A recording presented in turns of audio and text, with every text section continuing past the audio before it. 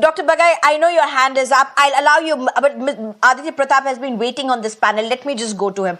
Aditya Pratap, to what Mr. Ashwini Dubey has spoken, let me just ask you this question.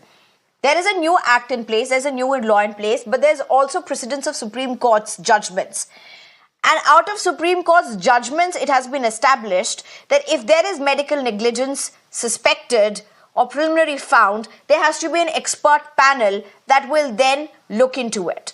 So while you have the BNS or the new criminal law, which states that there is criminalization of medical negligence, to establish that or to reach that conclusion based on a suspicion or a complaint that may emerge, wouldn't then the precedents of Supreme Court's judgments about medical panels also be reflective in it about how it is seen on ground, how it is implemented on ground? Isn't that how it will go forward? Well, the Supreme Court of India in 2013 passed a constitution bench judgment in the case of Lalita Kumari versus State of UP.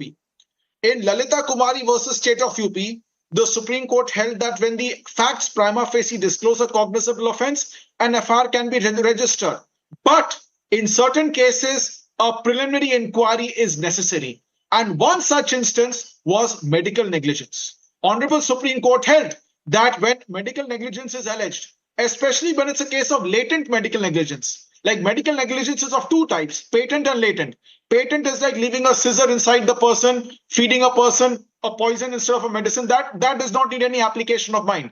But when it's a case of latent medical negligence, when a person has to go into the merits or demerits of a technical decision taken by a doctor, then Honorable Supreme Court held that in such cases, there has to be a preliminary inquiry. Now, the biggest concern with Section 106 of the Bharatiya Nyaya Sanhita is that it probably does away with the requirement of a preliminary inquiry. Now, let's come to say, I would like to say for a fact that there are three kinds of professionals a person deals with in his lifetime: lawyers, doctors, and bankers. Bankers, if they go wrong, they will face maybe IPC 409, which they rarely do. If a lawyer goes wrong, he only faces bar counsel disciplinary proceedings. But if a doctor goes wrong, he will face consumer case, police FIR, as well as a misconduct or disciplinary inquiry with the medical commission.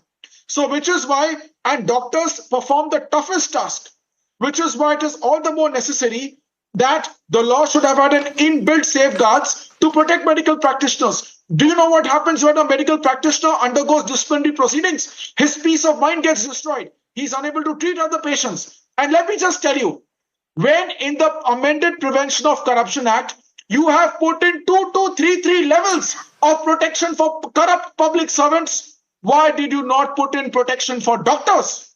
So yes, the Bharatiya Nyaya Sanhita in its current form is vulnerable to, excesses, but I do hope that the concrete precedents laid down by the Supreme Court of India. I don't even think we need to get down doctors to compare them to the level of politicians for that matter. But Ashwini Kumar, the panelists here really saying that they need an environment for protection. They need an environment where they can perform their basic duty without fear. But are we essentially then worried and looking, the way there's no doctor, even one doctor who came out in support of this law. There have been protest after protest for the last several months. The Home Minister did make a statement in the Parliament about this as well. Have we overlooked what may have been the intent and what might be the result of this law?